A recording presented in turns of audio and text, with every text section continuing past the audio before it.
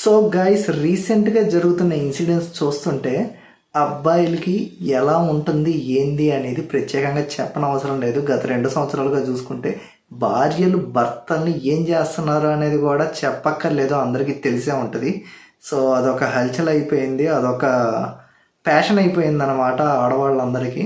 So ఏంటి అంటే చాలా ఈజీగా ఏది మార్కెట్కి వెళ్ళి కూరగాయలు తీసుకొచ్చినట్టుగా వేసేస్తున్నారు అందరినీ. సో ఈ సందర్భంలో నేను చెప్పేది ఒకటే, జాగ్రత్తగా ఉండండి. సో ఎవరైనా ఇదే చెప్తారు. పెళ్ళి అయిన వాళ్ళు మాత్రం ఏమీ చేయలేము, బట్ ఒక కంట అయితే కనిపెడతా ఉండండి. ఎందుకు అంటే ఆడవాళ్ళ మూడ్ స్వింగ్స్ ఎప్పుడు ఎలా మారుతాయో తెలియదు. సో ఇప్పుడు విషయం ఏంటి అంటే ప్రాణం మీది, మీరు జాగ్రత్తగా ఉండాలి. మీ మీద డిపెండ్ అయ్యి మీ అమ్మా నాన్నలు ఉంటారు. సో ఎంతైనా కానీ ఎంత పెళ్లి చేసుకున్నా కానీ మొగుడు పరాయోడే అన్నట్టుగా అయితే ఈ మధ్య భార్యలు ఫిక్స్ అయ్యి ఉన్నారు. సో ఆ సందర్భంలోనే ఇవన్నీ కూడా జరుగుతున్నాయి. మనం ఏమీ చేయలేం, వాటికి మనమే జాగ్రత్తగా ఉండడం తప్పితే. మీకు మ్యారేజ్ అయ్యి చాలా రోజులు అయ్యి ఉంటే మీ వైఫ్ మెంటాలిటీ మీకు తెలిసే ఉంటుంది. సో దాన్ని బట్టి మీరు ఎలా బిహేవ్ చేయాలి ఏంటి అనేది చూసుకోండి. అండ్ ఎక్కువగా గొడవ అయితే పడకండి. ఏం జరిగినా కూడా ఇక్కడ ప్రాబ్లం మనకే. మీ వైఫ్కి వంట రాకపోతే చాలా బెటర్, మీరే వండండి, మీరే చేయండి. అండ్ రోజు మీ వైఫే వండి పెడుతుంటే దానికి ఎవరు ఏమీ చేయలేరు. జాగ్రత్తగా ఉండండి అంతే. సో ఇంకా పెళ్లి కాని అబ్బాయిలు, దీని గురించి నేను చెప్పొచ్చేది ఏంటంటే మీరైతే ఆచి తూచి ఉండాలమ్మా, చాలా జాగ్రత్తగా ఉండాలి. ఈ మధ్య అమ్మాయిలు మ్యాక్సిమం పెళ్లి చేసుకోవడం ఒక ఎరగా చేస్తున్నారనమాట. దట్ మీన్స్ పెళ్లి చేసుకుంటే వాడు డబ్బున్నోడైతే వాడితో 1 సంవత్సరం కాపురం చేసి ఆ తర్వాత వాడి మీద కేసులు పెట్టి డబ్బులు లాగుదామని చెప్పి చూస్తున్నారు. లేదు అంటే ఆ అమ్మాయికి ఎవరైనా బాయ్ ఫ్రెండ్ లాంటోడు ఉంటే సైలెంట్గా పెద్దోళ్ళు చూపించారు కదా అని వీడిని పెళ్లి చేసుకుని వాడితో స్కెచ్ చేసి లేపిచ్చేస్తున్నారు. సో ఇక్కడ విషయం ఏంది అంటే వాళ్ళు ఇంట్లో చెప్పచ్చు కదా అని అందరికీ ఉండిద్ది.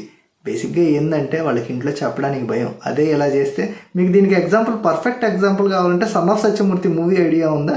సో దాంట్లో నిత్యామేనన్ అల్లు అర్జున్తో అనిద్ది కదా, నేనంటే ఇష్టం లేదని మీ అన్నయ్యకి చెప్పండి అంటే నేను చెప్పను అంటే, మరి మీ అన్నయ్య పెళ్లి చేస్తాడు కదా అంటే, చేస్తే ఊరుకుంటానా, ఎలకల ముందు కలిపి చంపేస్తాను, 4 రోజులు ఏడుస్తాను, క్యూట్గా ఉంటాను కదా, అప్పుడు మా బావనిచ్చి పెళ్లి చేస్తాడు అని చెప్పనిద్ది కదా. సేమ్ థింగ్ ఎక్కడ కూడా ఆడవాళ్ళందరూ ఇదే స్ట్రాటజీ ఫాలో అవుతున్నారు. సో ఎందుకైనా మంచిది జాగ్రత్తగా ఉండండి. అండ్ చేసుకోబోయే అమ్మాయి గురించి బ్యాక్గ్రౌండ్ వెరిఫికేషన్ చెక్ చేసుకోండి, తప్పు లేదు. ఎందుకంటే ఈ మధ్య చాలా ఫ్రాడ్స్ జరుగుతున్నాయి, చాలా కేసులు అవుతున్నాయి. సో మ్యాక్సిమం కోర్టులో చూసుకుంటే పెద్ద పెద్దవి కంటే ఇవి ఉన్నాయి చూడండి, భార్యాభర్తలు విడిపోయే కేసులు, భార్యాభర్తల మీద అనవసరమైన కేసులు పెడతారు చూడండి, అవే ఎక్కువ ఉన్నాయి. సో ఏం లేదు, సింపుల్ థింగ్. ఇప్పుడు మీ భార్యతో మీరు గొడవ పడ్డారనుకోండి, స్ట్రైట్గా పోలీస్ స్టేషన్కి వెళ్ళిపోయి నన్ను వేధిస్తున్నారని చెప్పి గృహహింస కేసు పెట్టేసిద్ది అంతే. వాళ్ళు ముందు వెనక చూడకుండా కేసు బుక్ చేసేస్తారు, మిమ్మల్ని పోలీస్ స్టేషన్కి పిలిపిస్తారు. సో ఇప్పుడు ఏం జరిగింది అనేది వేరే థింగ్.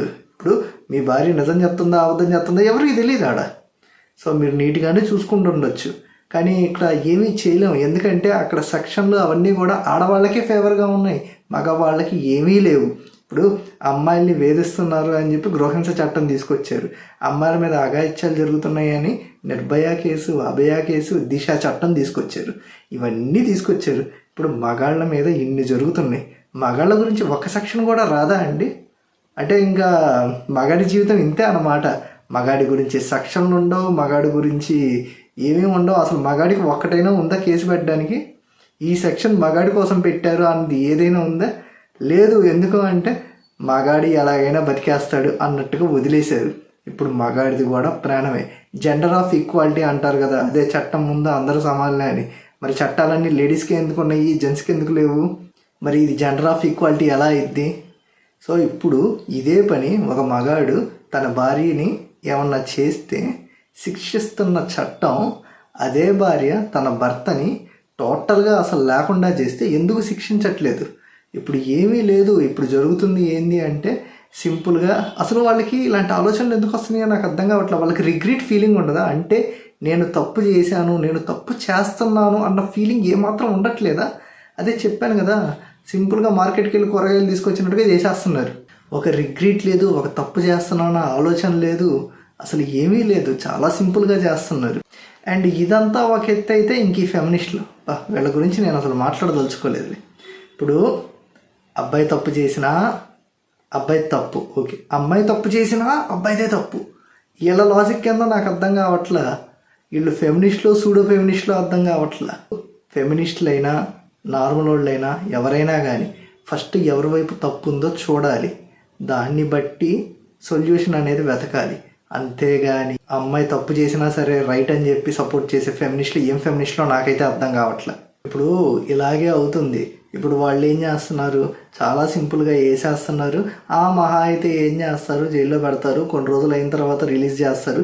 ఈ లోపల నేను ఏమన్నా ఒకరిని పెళ్లి చేసుకున్నాను అనుకో, పిల్లల్ని కన్నాను అనుకో, సో ఆ బేబీకి మదర్ అనేది ఇంపార్టెంట్ అని చెప్పి కేసు కొట్టేస్తారు.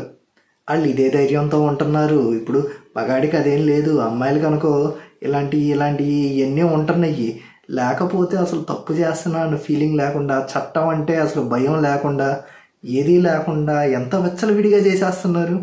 అందరు అమ్మాయిలు అలా ఉన్నారని అయితే నేను చెప్పనండి. కొంతమంది ఉన్నారు చాలా మంచోళ్ళు. సో అలాంటి వాళ్ళకి దరిద్రమైన మొగుళ్ళు వస్తున్నారు అండ్ వాళ్ళు కూడా టార్చర్ పడుతున్నారు. బట్ కాకపోతే ఏంటి అంటే ఇక్కడ అబ్బాయిల విషయంలో ఇంకా ఎక్కువ జరుగుతుంది. మెయిన్లీ ఇదంతా ఎక్కడ జరుగుతుందంటే అక్రమ సంబంధాల విషయాల్లో జరుగుతుంది. ఇప్పుడు ఓకే, మీరు ఏదో ఒక వీక్ మూమెంట్లో పెట్టుకున్నారు, దానికి మొగుడిని చంపడం ఎందుకు? డైవర్స్ అనే ఆప్షన్ ఉంది. మళ్ళీ ఏంది డైవర్స్ అంటే మా పెద్దవాళ్ళకి చెప్పాలి, వీళ్ళకి చెప్పాలి, ఇన్ని ఆలోచిస్తారు. దానికంటే చంపడం ఈజీ కదా అనుకుంటున్నారు.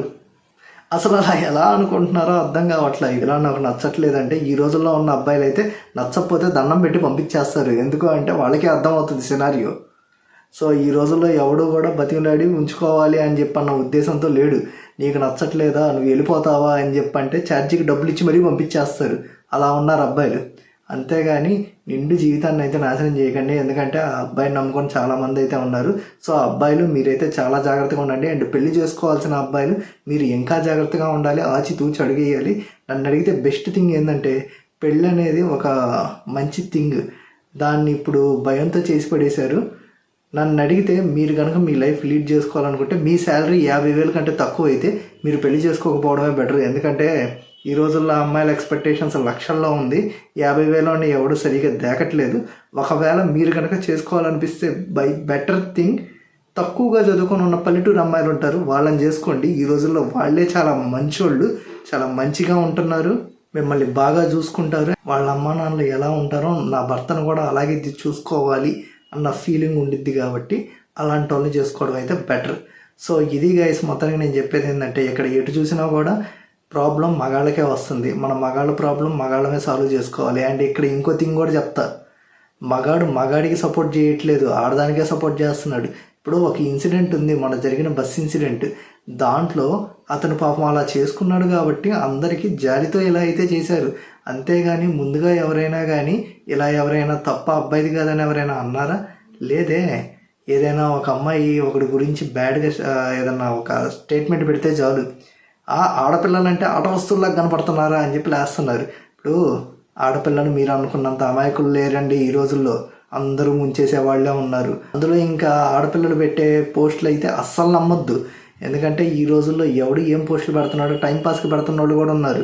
ఒక టైంపాస్ పోస్ట్ వల్ల ఒక అతని లైఫే నాశనం అయిపోయింది. అతని పేరేంది, ఏదో సంథింగ్ సింగ్ ఉంది, నాకైతే నేమ్ గుర్తు రావట్లేదు. మీకు అతని నేమ్ ఏదో తెలిస్తే కింద కామెంట్ చేయండి. అతని లైఫ్ నాశనం అయిపోయింది. పాపం అతన్ని మీడియా వాళ్ళు వీళ్ళు కలిసి ఏకేశారు. అసలు ఆ అమ్మాయి ఒకటి జీవితాన్ని నాశనం చేసి హ్యాపీగా ఫారెన్ వెళ్ళి సెటిల్ అయింది. సో ఇక్కడ ఒకటి జీవితాన్ని నాశనం చేసి ఎంత హ్యాపీగా ఉందో చూడండి. అసలు ఎందుకు ఆ జీవితం, ఎందుకు పక్కన వాళ్ళ జీవితాన్ని నాశనం చేసే జీవితం మనకు ఎందుకు అవసరమా? అలాంటి జీవితం బతికినా వేస్టే. అదే ఒక డైలాగ్ ఉంటుంది చూడండి, చేసుకున్న వాళ్ళకి చేసుకున్నంత మహాదేవా అని. అంతే.